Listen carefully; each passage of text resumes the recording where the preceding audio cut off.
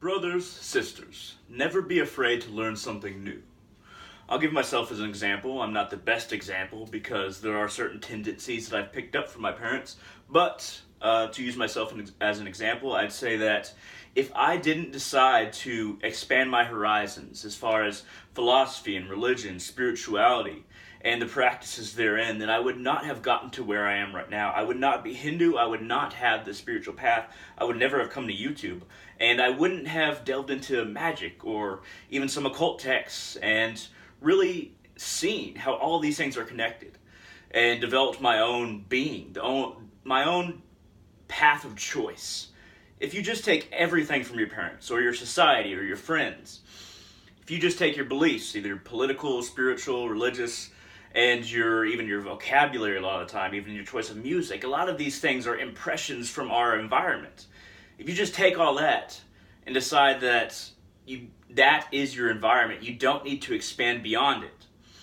And sometimes that choice isn't apparent to people. Sometimes they just think, this is life. This is what life is. There's nothing external to how I'm experiencing my world. And that's very sad, but if you do become aware of it, I encourage you to broaden your horizons in every way. That doesn't mean I suggest trying all the different drugs, for instance, that I've tried. That's a very bad decision.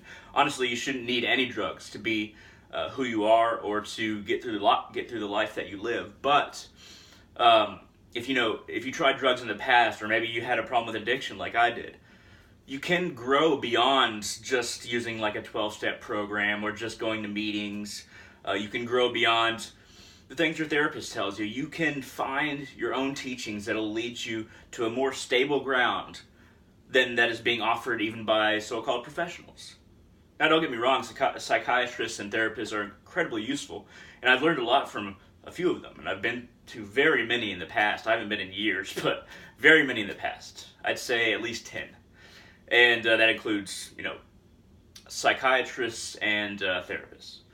But as I slowly tried to understand what they were telling me, I began to realize that the system that they have been operating in has taught them to speak a certain way. And they are also bound by the same parameters that I myself am bound by. Let me explain. They were bound by their own influences in their lives. Now, a therapist, a good psychiatrist and therapist, is not supposed to really reveal anything about themselves. And I never got any of them to reveal anything about themselves, but, as far as literally saying it, but their reactions to certain things, their preferences and how they would speak and how they would respond to me. All these little notes slowly started to allow me to get a better picture of who they were. Slowly putting all these puzzle pieces together without even knowing it, I started to realize that they are just as bound human beings as I am. And they may not notice that part. They may not really conceive themselves.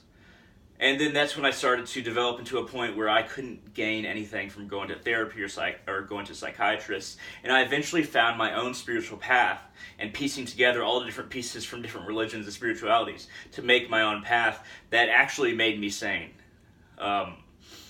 Going to psychiatrists and therapists, it helped, it helped a little bit, but it was not the defining factor in what secured my sanity, secured a path to contentment, and secured a place for myself in this world, helping other people through YouTube videos and through advice in person.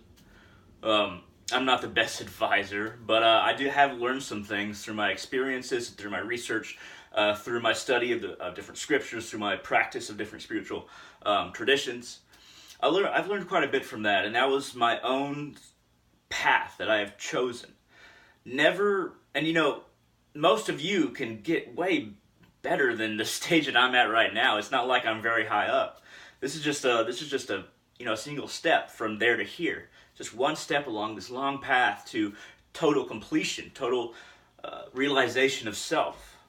In conclusion, using myself as an example, I kind of used up a lot of this video giving myself, talking about my path, giving myself an identity that I've been displaying, and all of it's true, but we all see ourselves through different eyes than picture perfect. We all don't have the clearest filter. And when I view myself, I have a filter that I've, of course, devised through subconscious thought patterns that repeat themselves and reproduce, creating a filter that makes myself look better to myself. Now, I'm not saying that I'm a bad person and that I'm very far off, but we all have to acknowledge our bias. I hope that me examining myself and explaining some of these things has helped you realize that you should broaden your horizons as much as possible, because that's what is needed in order for you to be the best person you can possibly be. And there are dangers. There are dangers of falling along the wrong path and then just really going off into a dark area. But the benefits of finding the right path just for you, and moving towards that path, then walking it and getting closer and closer to God, the gods, however you want to say it, or to realizing your soul, to being one with everything, however you put it, to getting towards that oneness and that union. You can find a path that'll just rocket you towards what we all are working towards. And never be afraid to ask for advice.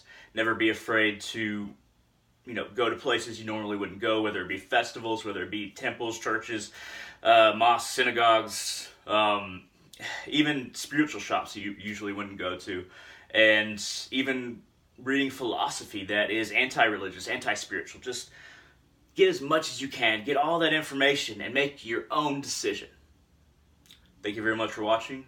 All of you, have a great day.